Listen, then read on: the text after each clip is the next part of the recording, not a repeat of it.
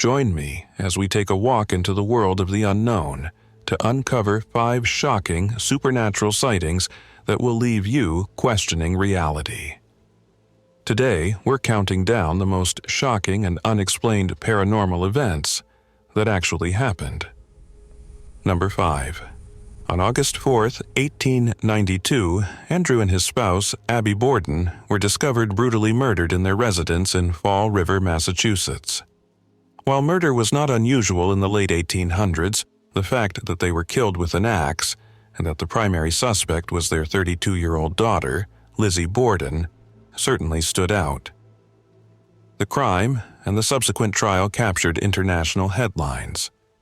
Lizzie was ultimately found not guilty of murder, but she remains forever associated with the horrific acts, as does the house where it all took place.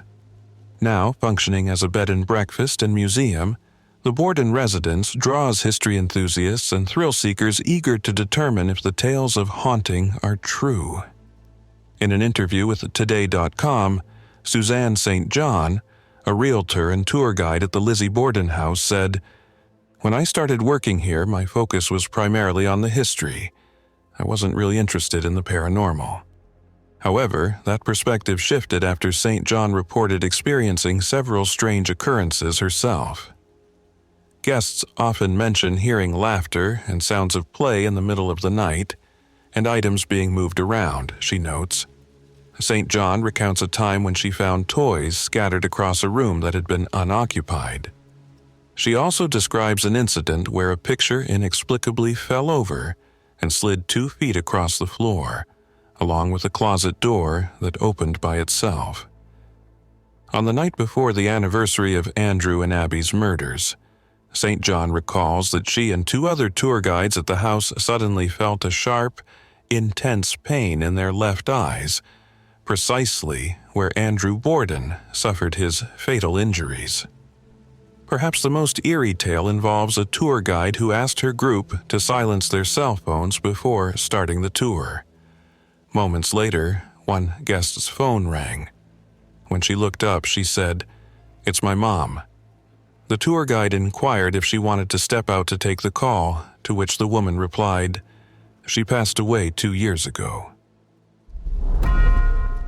Number 4. The Ohio State Reformatory in Mansfield, Ohio is famously recognized as the filming location for the iconic movie The Shawshank Redemption. However, this former penitentiary, which closed its doors in 1990, is also known for its haunted reputation. Once housing some of the most dangerous criminals, this maximum security facility was the scene of murders, suicides, and other violent incidents, as stated by Teresa Argy, a paranormal investigator and the author referred to as the Haunted Housewife. The Reformatory has had this remarkable history of violence that has persisted almost since its inception, Argy shared. "You can understand why a place like that would be haunted," she adds. "There's something ominous there. You can truly sense it deep within." Indeed, numerous ghost stories have emerged from the old prison. We encountered female spirits there, which I found exceptionally intriguing, Argy noted. One of these spirits is believed to be the wife of a former warden who was tragically shot and killed while retrieving a box from a closet shelf. Argy mentions that they have recorded the sound of a woman weeping and occasionally detected the scent of rose perfume in the bedroom. Another ghost said to linger in the Reformatory is a woman who appears in the prison chapel crying. When you approach the woman seated in the pew, she vanishes. Other individuals have spotted her walking around, Argy explains. There's also a malevolent entity present, according to Argy, whom she claims to have communicated with through a medium. "He would actually be swearing at me," she recalled. While their encounters with the agitated spirit were unsettling, true fear struck when he followed Argy's partner home. One day, she saw him reflected in her window. She noticed this shadowy figure in the back and immediately recognized it as him. After consulting a paranormal expert, Argy says, "We haven't encountered him since." Number 3. A caller to the Monsters Within Us podcast named Joe recounted his relocation from California to Georgia in the late 1990s. Shortly after his move, his brother followed him to the Peach State and rented an old house that dates back to the 1800s. It appeared nice from the outside, but felt unsettling on the inside, says Joe. He explains that something felt off the instant he helped his brother settle into the home. I stepped inside and thought, oh man. The hair on my neck stood up, and I felt uncomfortable, as if this place wasn't right at all. Moments later, while bringing items into the bedroom, Joe claims he heard whispering. It was a tense whispering, almost like an argument, between two people seemingly hovering near the ceiling of the room, he adds. Joe hurried out of the room and asked his brother if he sensed anything strange about the house as well. His brother noticed the unsettling vibe but reassured Joe that everything would be fine. As long as you're okay, Joe told his brother. I'm not okay, but I'm going to help you. Then I'm going home and I probably won't return here. Indeed, Joe's brother soon began to experience bizarre events in the house. The most concerning incident involved Joe's young niece, who was found wandering alone on a busy road with her hand raised. Authorities were called to look into the situation, and when questioned, his 4-year-old niece explained that she had gone for a walk with the old lady that lives here.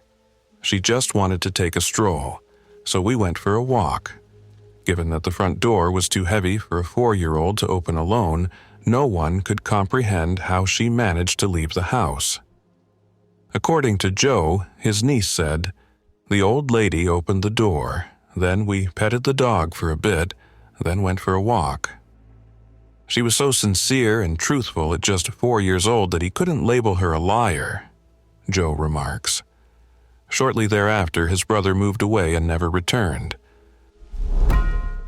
Number 2 is regarded as one of America's most haunted dining establishments, Stone's Public House in Ashland, Massachusetts.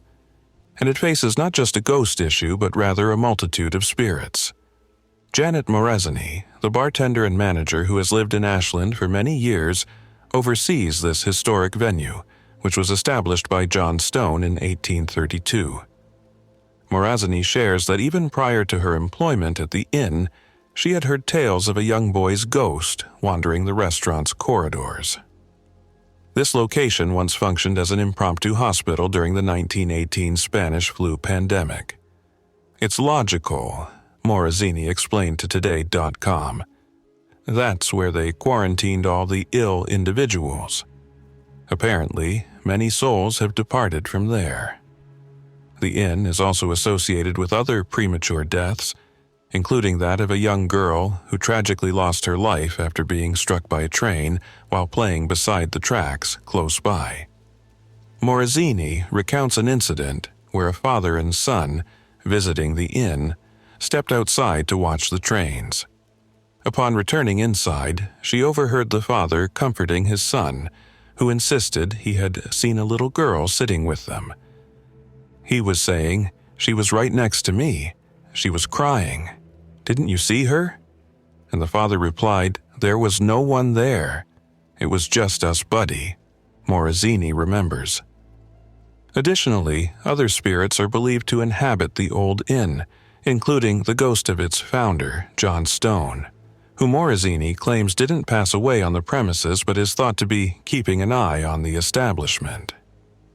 One night, while she was alone in the inn, Morezany heard footsteps above her on the second floor.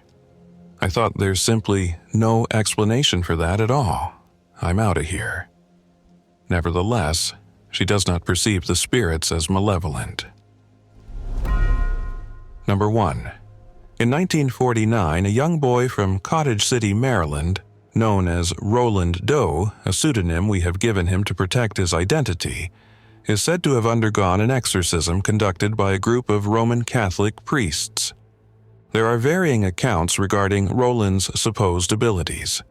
Some narratives assert that he possessed extraordinary strength, could converse in ancient languages unfamiliar to him, and could seemingly move and levitate off the mattress beneath him.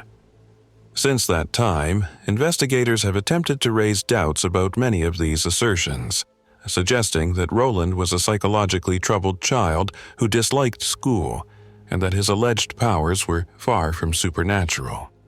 Regardless, they could provide no evidence of their assertions, and we know the exorcism did occur. It is these events that inspired the 1971 novel The Exorcist by William Peter Blatty, which subsequently led to the renowned 1973 film adaptation. Yes, it was based on a true story, and there we have it. If you've enjoyed this countdown, be sure to leave your thoughts in the comments below, and check out another video on our channel for more eerie and unexplained tales of terror.